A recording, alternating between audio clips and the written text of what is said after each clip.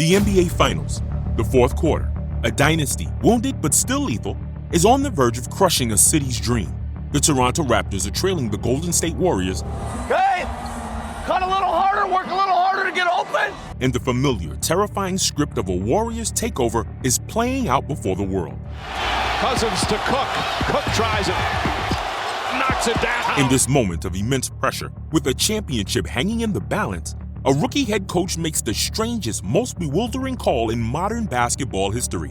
A call so absurd, it wasn't just a play, it was a statement. A statement that made the greatest players in the world laugh out loud. He called for a box and one, a defense so basic, so janky. It's the first thing you teach middle schoolers to stop the one kid on the other team who's figured out how to dribble with his head up.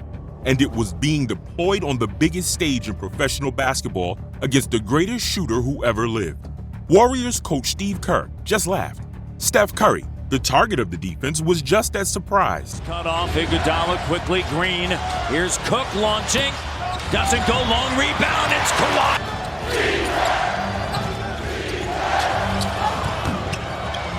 Even Nick Nurse's own point guard, Kyle Lowry, couldn't believe it. This wasn't just a defensive scheme, it was psychological warfare, a calculated insult disguised as a diagram on a whiteboard, a tactic designed to introduce chaos, to break the rhythm of the most beautiful offense the league had ever seen. But was it a desperate, comical gimmick thrown at the wall in a moment of panic? Or was it a weapon forged over a 30-year career through basketball's forgotten backwaters, pulled from the mind of a coach nobody in the NBA ever wanted?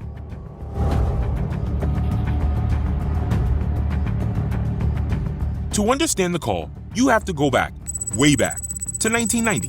A 23-year-old Nick Nurse, fresh out of northern Iowa with an accounting degree, takes a player-coach job for the Derby Rams in England's obscure basketball league.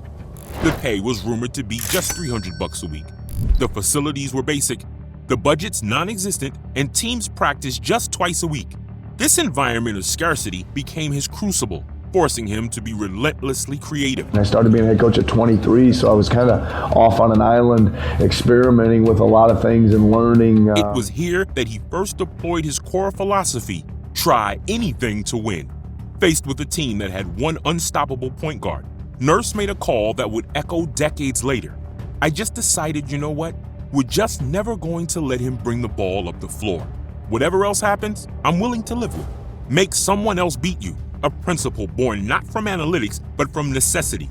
After more than a decade abroad, winning championships and coaching awards nobody in America noticed, he returned home. But he was still an outsider. He couldn't even get an assistant's job in the NBA's developmental league. So, in a move that defined his career, he created his own opportunity. He saw a new stadium being built in Des Moines, pulled off I-235 into the parking lot, and called the NBA offices from his car, pitching a D-League team into existence, the Iowa Energy. In the early days, he did everything, coaching, writing program articles, even selling tickets. The D-League became his laboratory. He developed a spread offense designed for relentless attacks on the paint and kickouts to shooters. He tinkered with shooting mechanics, teaching players a quick release technique he saw in Steve Nash. He won 2 championships with 2 different teams. An incredible 23 of his players got called up to the NBA. He was a proven winner, but he didn't come from a traditional coaching tree like Greg Popovich or Steve Kerr. His journey was a chaotic world tour, and that freedom from tradition was his ultimate strength. Fast forward to 2019.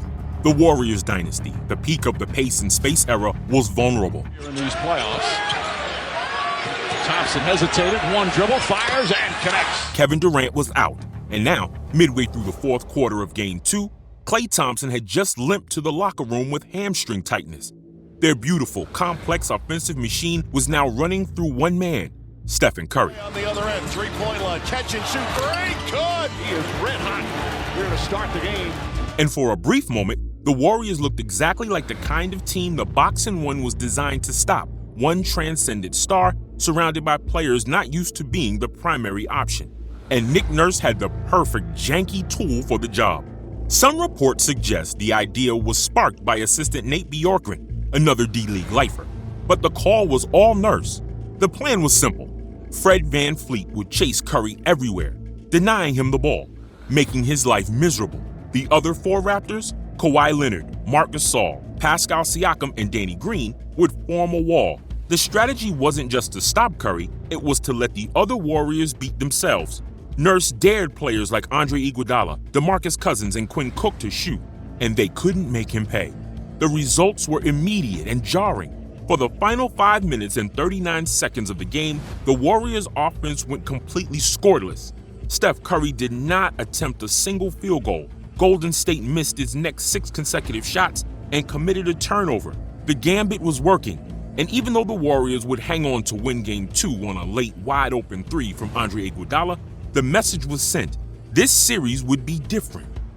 This was the ultimate expression of Nurse's coaching philosophy, which he compared to the jazz of Thelonious Monk, a structured song with room for spectacular improvisation. He wanted his players to take risks, to show their specialness.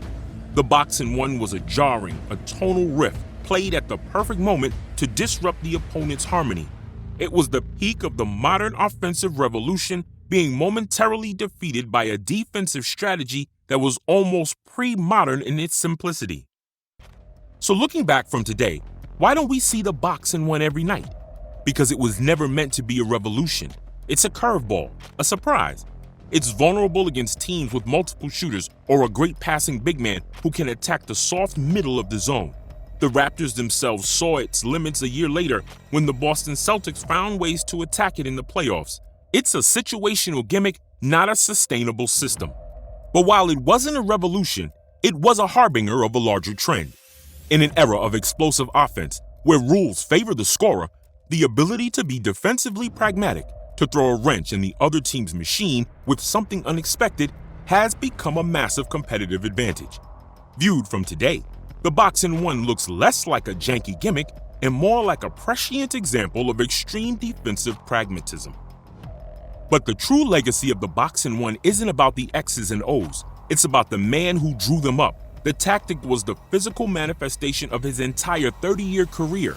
It was the creativity born from decades of coaching in underfunded leagues, the courage to take a risk on the biggest stage, and the quiet confidence of a man who spent his career as an outsider, unconcerned with what the basketball world thought of him. It was a philosophy he called Iowa-rooted, a pragmatism that led him to build a D-League team from a highway payphone and to outthink a dynasty in the NBA Finals. The box and one wasn't pretty, it wasn't sophisticated, but it was the right tool for the job. In the end, the journeyman's gambit paid off. Flying around pretty good right now, but that's okay. You fly around with them. They're running hard, you run hard too. The janky defense born in the basketball wilderness toppled the dynasty. The Raptors would use the principles of the tactic again, Keep attacking them and be strong on your finishes and transition. unleashing aggressive, chaotic traps on Curry in crucial moments in Game 4 and Game 6 to secure the championship. Canada, the NBA title is yours. A city, a province, a country celebrates. It was the championship weapon pulled from a toolbox assembled over 3 decades of coaching in obscurity, proving that sometimes the most brilliant move is the one no one else is brave enough or crazy enough to make.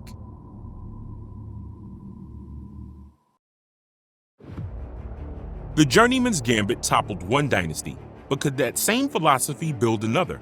The new chapter of Nick Nurse's stop would be written in Philadelphia, and it would be even stranger than the first. But what happened after the perfect gambit pays off? In the year after the title, without Kawhi Leonard, Nurse didn't retreat, he doubled down. He won Coach of the Year, unleashing a torrent of janky schemes, triangle and two, aggressive blitzes, constant zone-to-man switches, turning the Raptors into the league's second-best defense. It seemed his philosophy was the system, not the superstar.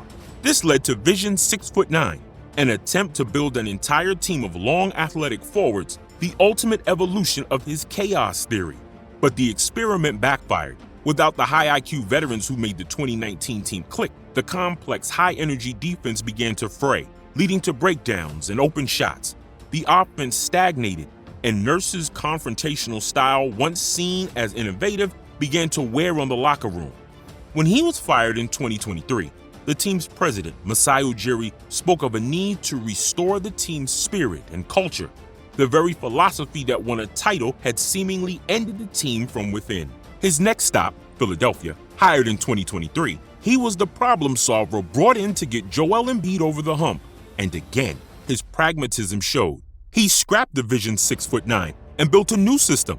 Defensively, he used aggressive guards to funnel attackers to Embiid, his new anchor. Offensively, he unleashed a wave of movement and dribble handoffs, turning Embiid into a high-level passer and making Tyrese Maxey a true lead guard. For half a season, it worked beautifully. The Sixers had a top-tier offense and defense and looked like a true contender. But then came the cataclysm of 2025, a season that wasn't just a disappointment, it was a complete dumpster fire. The disaster began in March when the organization announced Joel Embiid would not return for the remainder of the season. After another knee surgery, he finished with just 19 games played.